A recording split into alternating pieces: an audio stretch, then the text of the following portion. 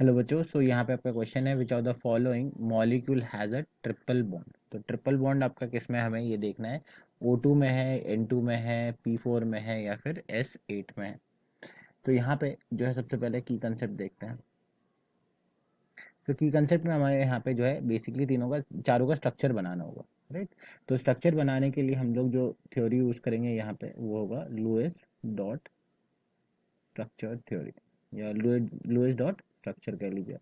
अगर हमें यहाँ पे लुईस स्ट्रक्चर बनाना आता है इन सब का, तो हम जो यहाँ पे क्वेश्चन जो है इजीली सॉल्व कर पाएंगे। तो चलिए एक एक करके जो है देखते हैं कि उनका किस तरीके से होगा। तो यहाँ पे सबसे बात करें पहले O2 का।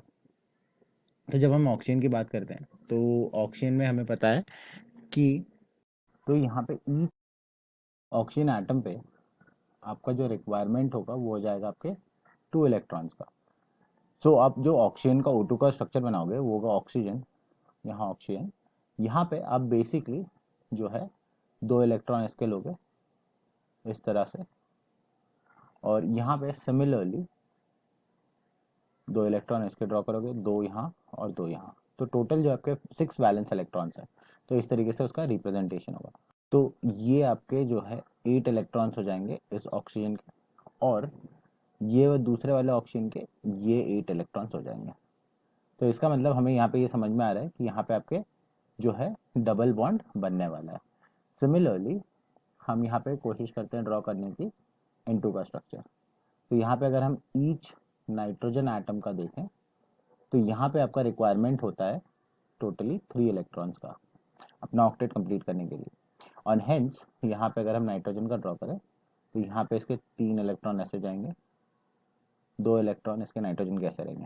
सिमिलरली दूसरे नाइट्रोजन के अगर ड्रॉ करें तो वो इस तरह से रहेंगे। अब हम यहाँ पे इसका देखें तो ये आपका ऑक्टेट कंप्लीट होता है ये नाइट्रोजन का, और ये दूसरे वाले नाइट्रोजन के ये जो है आपका ऑक्टेट कंप्लीट होता है। तो यहाँ पे आप देखोगे तो टोटली यहाँ पे जो है आपके 3 बॉन्ड बने, तो यहाँ पे आपका क्या है, ट्रिपल बॉन्ड है। तो यहाँ पे हम लिख लेते हैं कंटेन्स ट्रिपल बॉन्ड। अब इसके बाद हम बात करते हैं थर्ड वाले पे। थर्ड वाला है आपका P4।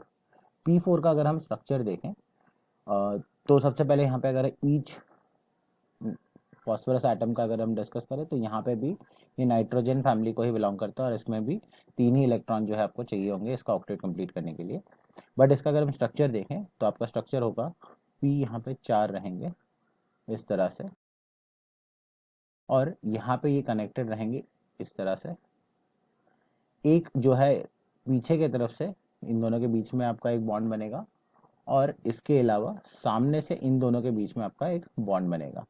और सारे ही फॉस्फोरस पे अगर आप देखोगे तो आपका एक एक पेयर ऑफ लोन पेयर रहेगा।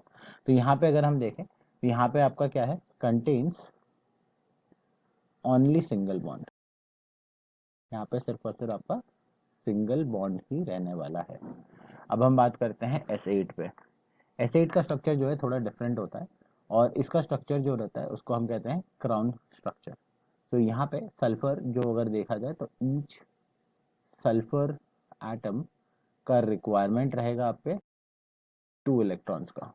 ये ऑक्सीजन फैमिली को जो है बिलोंग करता है। और अगर हम इसका स्ट्रक्चर देखें तो यहाँ पे अब हम इसका स्ट्रक्चर देखें तो यहाँ पे बेसिकली आपका क्राउन लाइक स्ट्रक्चर होने वाला है। तो आपके यहाँ पे 5 जो है आपके ऊपर रहेंगे सल्फर इस तरह से, और 3 जो है सल्फर आपके नीचे रहने वाले हैं इस तरह से।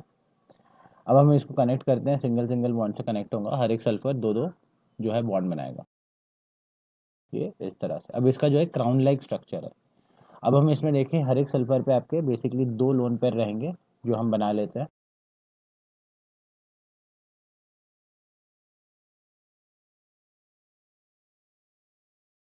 तो यहाँ पे आप जो ऑब्जर्व कर रहे हो कि हर एक सल्फर पे यहाँ पे आपका जो है दो दो बॉन्ड बना और सारे के सारे सिंगल है। सो हम लिखेंगे यहाँ पे कंटेन्स ओनली सिंगल बॉन्ड्स।